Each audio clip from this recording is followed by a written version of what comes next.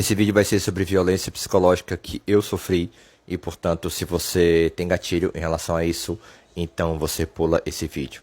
Eu sofri uma violência psicológica e um ex-amigo meu menosprezou completamente o meu relato. E aí eu queria contar pra vocês, na tentativa de vocês me dizerem se eu realmente estou exagerando, se eu estou ficando louco, ou se isso que eu vou contar configura ou não uma violência psicológica. Eu sei que o canal aqui é sobre ocultismo, esoterismo, hermetismo, mas violência psicológica, assédio moral, toca em questões do problema do mal.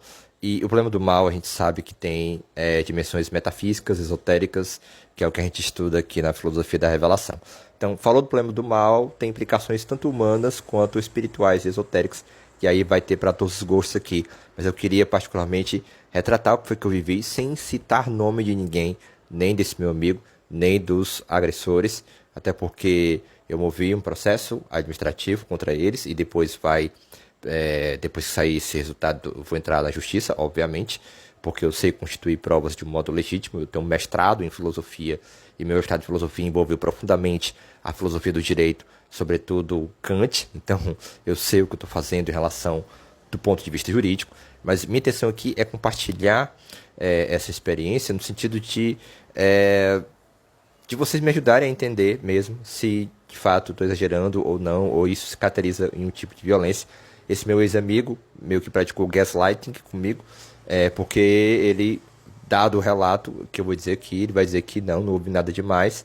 E quando eu digo que eu conversei com especialistas, os especialistas confirmaram que se trata de uma violência psicológica. Ele foi dizer para mim que, mas você só contou para os especialistas a sua versão, sendo que eu contei a fria descrição dos fatos que, pasmem, estão provados em áudio. Eu gravei isso. Eu sei que se isso fosse para mídia, poderia gerar um escândalo nacional. Mas realmente não é minha pretensão a vingança. A minha pretensão é somente a justiça. Só. Então eu me reservo no direito de não mencionar nomes, nem lugares, nem nada que possa identificar. Muito menos vou publicar aqui qualquer trecho desse áudio. Isso está nas mãos das autoridades competentes e a elas que cabe o veredicto. Tá certo? Eu vou tentar contar resumidamente o que aconteceu. Eu fui chamado repentinamente para uma reunião com a gestão. Fui chamado em sala, e aí eu tinha terminado minha aula, eu desci e entrei na sala da gestão. Uma voz muito forte me diz assim: grava essa reunião, grava essa reunião. Eu tive esse impulso de gravar, porque eu sentia que alguma violação ali poderia acontecer dos meus direitos, e se eu não estivesse gravando, eu jamais poderia ter provas. Então eu gravei e foi a melhor coisa que eu fiz. Porque depois que eu assisti essa gravação, meses depois, eu tive um profundo gatilho e tive um diagnóstico de transtorno de ansiedade aguda e fiquei afastado das funções laborais 84 dias. Ainda continuo afastado. No final tudo vai somar 99 dias. Então, o que foi que aconteceu nessa reunião? Aconteceram uma série de violações, mas eu só vou focar em apenas um, que acontece logo no começo. Por que eu vou focar nesse? Porque a minha conversa com meu ex-amigo que praticou gaslighting comigo estava girando em torno desse primeiro momento. O que aconteceu quando eu cheguei na sala da gestão? Presta atenção no que eu vou dizer. Lembrando que eu tenho provas do que eu estou falando, tá? Ninguém vem me acusar aqui de estar difamando servidor público, porque na lei sabe-se que, no que diz respeito a servidor público, cabe a exceção da verdade. Ou seja, se eu provar que é verdadeiro, eu escapo de qualquer categoria de difamação, porque há um interesse da administração pública em saber do comportamento e da conduta dos seus servidores. Então aqui é um vídeo que tem uma função pública de encorajar outras pessoas que passam por violência psicológica a procurarem os canais adequados para buscarem os seus direitos. Então, sem mais enrolação, o que aconteceu nessa reunião de forma bem rápida e bem resumida. Quando eu entro na sala, tá aquele que representa a direção, tá aqueles que representam os coordenadores, e tinha 2 membros do conselho escolar. Só que estava faltando um coordenador. E aí quando eu sento lá, e eles me dizem que vão esperar para começar a reunião quando o coordenador chegar. Eu disse, tudo bem. Mas aí eu, como estava um pouco ansioso e nervoso, você ser chamado para reunião, só você e a gestão, dentro da escola, e você não sabe o que aconteceu, você sabe que, enfim, tudo pode acontecer, tudo podem forjar contra você. E aí eu ficando nervoso, eu peço que me sejam ditos os temas da reunião antes do coordenador chegar. Eu não tô pedindo para começar a reunião antes do coordenador chegar. Estou pedindo apenas que me dissessem quais são os temas que a gente iria tratar ali, para mim me acalmar logo, para mim preparar minha defesa, enfim, articular o pensamento, né, do que poderia acontecer. E aí a resposta da gestão nesse momento é: as coisas que estão acontecendo na escola. Precisamos conversar com você. Ah, você tem ansiedade? Eu também tenho. Mas você se trata? Então, esses questionamentos, essas evasivas, e eu continuo implorando, dizendo, gente, eu tenho ansiedade. Por favor, me digam só os temas da reunião. E aí, a gestão me deixa no suspense, sem me dizer esses temas, durante 7 a 8 minutos.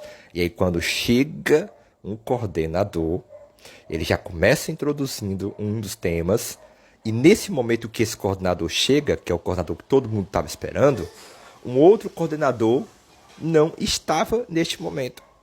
E mesmo assim, os temas começaram a ser ditos. Então, vamos fazer uma reflexão.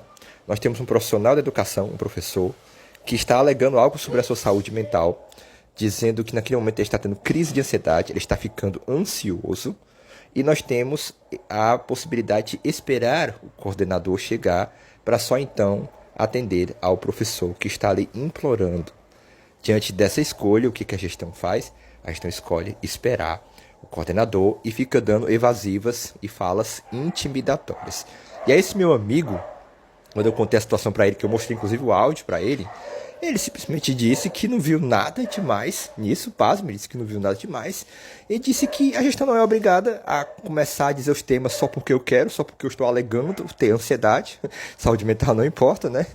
E que, na verdade, eu era arrogante, magoado, que queria porque queria forçar e peitar a gestão, e a gestão foi muito educada, porque eles não tinham obrigação de fazer isso. E eu expliquei várias vezes a esse meu amigo, não é uma questão de obrigação.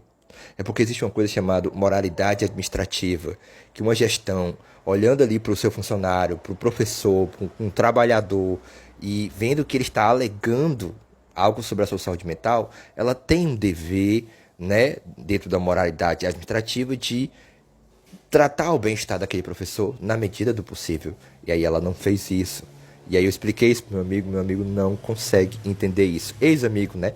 Porque depois disso eu percebi que ele estava provocando gaslight e a gente encerrou a amizade por ali. Eu digo, olha, a partir de agora você é só meu colega, você não é necessariamente uma pessoa má, eu jamais vou lhe expor, mas o que que acontece? Você é completamente indigno da minha amizade por conta disso. Coloca aqui nos vídeos. Vocês acham realmente que a situação que eu descrevi se configura um tipo de violência psicológica? Ou eu realmente estou exagerando? Ou eu realmente estou sendo um rebelde sem causa e, portanto, um magoado que quer as coisas na hora que quer? Façam isso. Um dos argumentos desse meu amigo na hora foi dizer o seguinte, que como é que a gestão tinha como saber se eu não apresentei previamente um laudo, né? Então quer dizer que toda pessoa que está alegando passar mal por algum problema mental, ela precisa ter um laudo primeiro para você acreditar, né?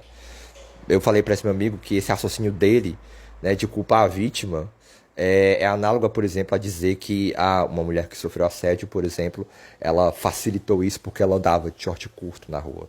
Você consegue entender como o raciocínio é análogo? Ou seja, mas você provocou. Mas você também faz por onde? Mas você também não sei o quê.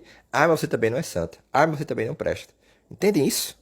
E aí, o que vocês acham? Comentem aqui se eu tô ficando louco, se isso realmente se encaixa na experiência da violência psicológica. E aí eu faço um vídeo sobre a dimensão metafísica, no sentido da queda de Lúcifer, como é possível que o ser humano conheça o bem e pratique o mal, e o que isso significa de um ponto de vista filosófico. Inclusive eu estou escrevendo uma obra sobre isso, que é Carta Aberta aos Covardes, uma análise filosófica sobre a assédio moral do ponto de vista da metafísica do mal, onde vou usar conceitos do filósofo alemão Friedrich Wilhelm Schelling. Tá certo? O que vocês acham?